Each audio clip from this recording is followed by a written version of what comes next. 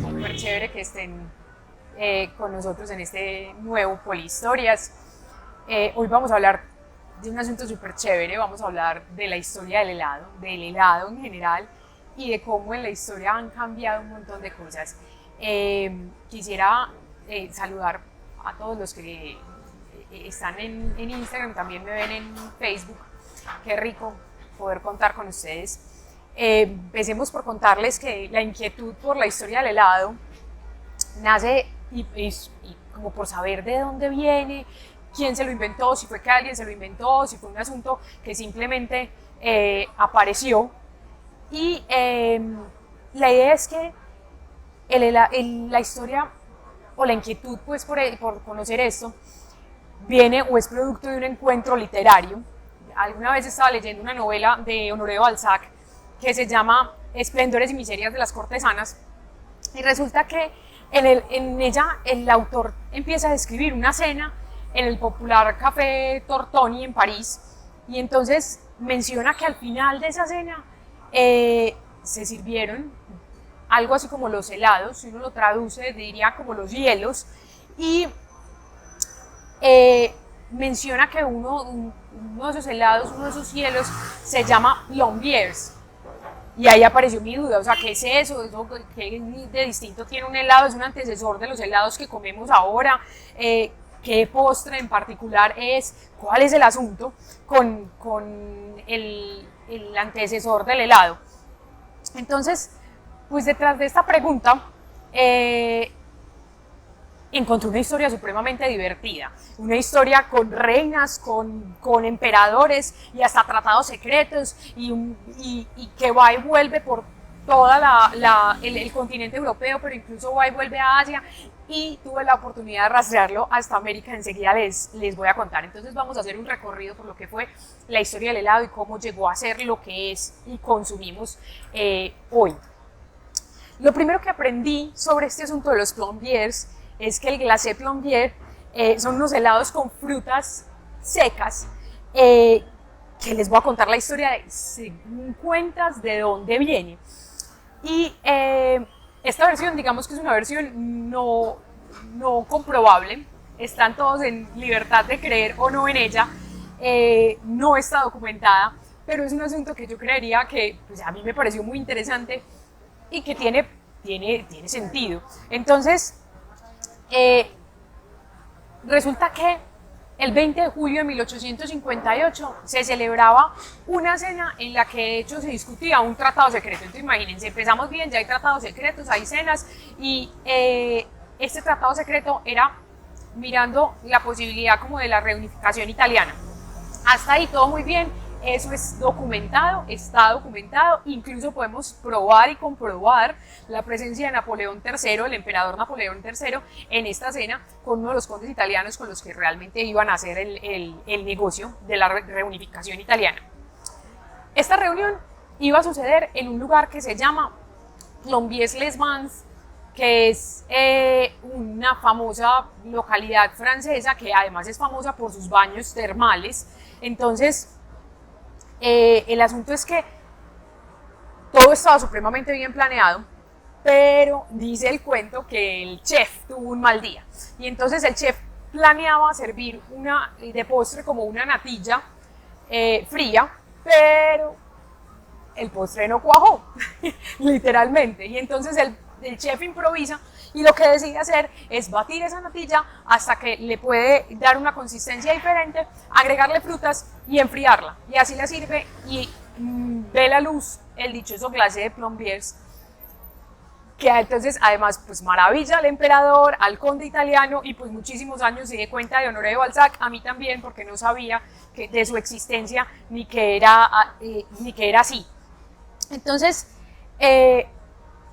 digamos que hasta ahí yo había solucionado mi asunto con el de dónde venía este postre que Honoré de Balzac mencionaba en su novela. Pero pues mi mente curiosa, por no decir que chismosa, quería seguir adelante y pensaba como, bueno, listo, si esto era una versión como francesa del asunto del nacimiento del helado, que además le estaba situando apenas en 1858 y yo creía que el asunto venía de muchísimo antes.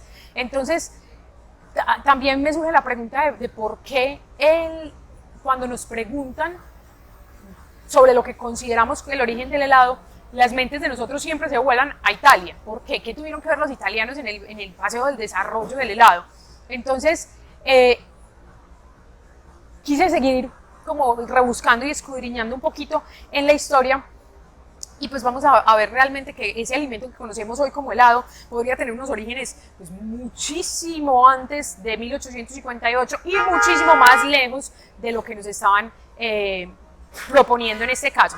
De hecho, se habla de que más o menos 600 años antes de Cristo, el rey Tang de la dinastía Shang en China contrataba, oigan, 94 hombres que él decía eran hombres del hielo para que subieran a la montaña corriendo y bajaran el hielo de la montaña, obviamente corriendo pues para que no se derrita, y cuando llegaban preparaban una mezcla con ese hielo y frutas, miel y leche de búfalo o de cabra. Y entonces digamos que ahí uno puede como intuir el nacimiento de lo que conocemos hoy como el helado.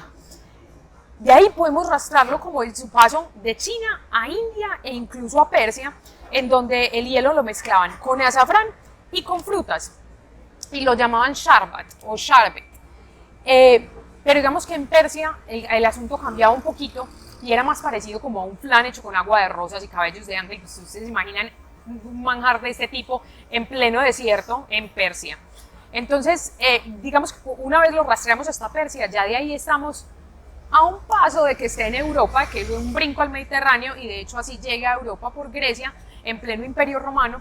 En pleno Imperio Romano se hace, digamos, popular, pero cuando digo popular es para las clases altas, para las élites, para los emperadores, aunque incluso Hipócrates va a recomendar el consumo del helado para revivir los humores del cuerpo. Entonces, había como el conocimiento de lo que era el helado y de dónde venía, pero además, digamos que con la caída del Imperio Romano, el helado se va como a desaparecer del mapa, se va a perder un tanto, y va a ser solamente hasta el siglo XIII, con el famosísimo Marco Polo y sus viajes a Asia por la ruta de la seda, que va a volver a aparecer en Italia y que va a volver a retomar como esa tradición italiana, pero luego vamos a volver a Italia. Ya enseguida volvemos a Italia, porque en este momento me quiero saltar al otro lado del hemisferio, al otro continente, venirnos a América y contarles un detalle maravilloso que encontré. Imagínense que el emperador Moctezuma II, ¿cierto? Estamos hablando de la época de la conquista de América. Resulta que Moctezuma le servía al conquistador Hernán Cortés un postre para recibirlo en su imperio, en su corte, que nada tenía que envidiarle a las cortes europeas de la época, porque era una corte organizada, desarrollada y demás, y le servía un postre delicioso que hacían con nieve bajada del Popocatépetl y que emulsionaban, ojo, con chocolate líquido. Entonces, pilas, que el helado de chocolate, como lo conocemos hoy, posiblemente nació en la corte de Moctezuma, en América, en México, y no como creemos en Europa. Entonces, imagínense qué dato más interesante nos encontramos. En América también teníamos helado, incluso antes de que en Europa lo estuvieran comercializando o haciendo popular. Como verán, el helado desde el comienzo va a ser un manjar para las élites, porque eso de mantener el hielo, de mantener los alimentos fríos, de conservar el hielo, va a ser un asunto complicado y además costoso. Y lo será aún más cuando a estas mezclas de hielo y fruta y demás se le agregue leche, porque obviamente entonces mantener su temperatura va a ser más complicado, y lo van a agregar leche y demás para hacerlos más cremosos. Y aquí tenemos que volver a Italia, pero vamos a volver de la mano de una mujer supremamente particular y especial, que sería una de las más conocidas reinas de Francia, pero que además es una italiana, es Catalina de Medici, que va a ser reina de Francia, reina madre de Francia y además regente. Catalina es especial por donde la miren. Va a llegar a ser reina de Francia aun cuando ella es de origen plebeyo. Ella no es de sangre real, pero hace parte de una de las familias más ricas y más adineradas y más acaudaladas de Italia, que son los Medici, conocidos pues por ser los mecenas del arte en el Renacimiento. A sus 14 años la casan con Enrique II de Francia, ¿cierto? Y empieza su destino a ser reina, en el que va a luchar y va a estar siempre como tratando de mantener esa dinastía de los Valois, que va a ser la de sus 3 hijos, que va a llevar al trono.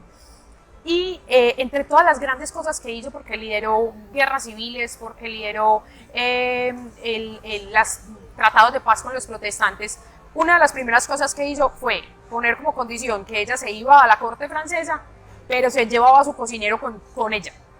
Y este cocinero se dice que fue el primero que a esas recetas que había traído Marco Polo de Asia, les agregó huevos y leche para hacerlas cremosas, y va a crear la receta como más cercana al helado que tenemos hoy en Italia. Enrique II, que va a ser el esposo de Catalina, le rogó que mantuviera esa receta callada y en secreto, asunto que pues siquiera nunca sucedió, porque estaríamos hoy sin poder comer helado. Y para 1686 otro italiano, entonces miren lo importante que ha sido realmente la cultura y el desarrollo italiano en todo el proceso del helado, se llamaba Procopio, abrió el Café Procope en París, pero ojo, en París, es un italiano en París, volvemos a Francia, y va a empezar a comercializar no solamente cafés, sino también helados, y se va a convertir en la primera heladería de la que tenemos registro en el mundo, 1686. Obviamente mucho antes de la historia que les conté de Napoleón III ahorita. Y así pues, entonces hoy disfrutamos de una preparación que, pilas, no es tanto lo que nos han dicho, no es tan chuchería, no es tan golosina, es rico en un montón de asuntos de calcio, de vitamina B2, contiene, esto lo aprendí hoy y me pareció súper interesante, contiene triptófano, que es un aminoácido que calma y reduce la agresividad y aumenta la producción de serotonina. Entonces en ese caso pues el helado nos hace ser un poquito más felices. Así que pues con días tan soleados como el que hizo hoy, el calor que hace en Medellín y demás, los invito para que pues la próxima vez nos comamos un helado con toda esta historia, conscientes de la historia, de dónde viene y de todo lo que ha sucedido, y de cómo el helado ha acompañado un montón de situaciones y de momentos históricos supremamente interesantes en la historia. Y nada, la próxima vez que vayan a compartir un helado con sus amigos, con su familia, acuérdense de toda la historia que tiene y desde cuándo estamos hablando de comer estos alimentos frescos y helados. Que estén muy bien, nos vemos en el próximo Polihistorias.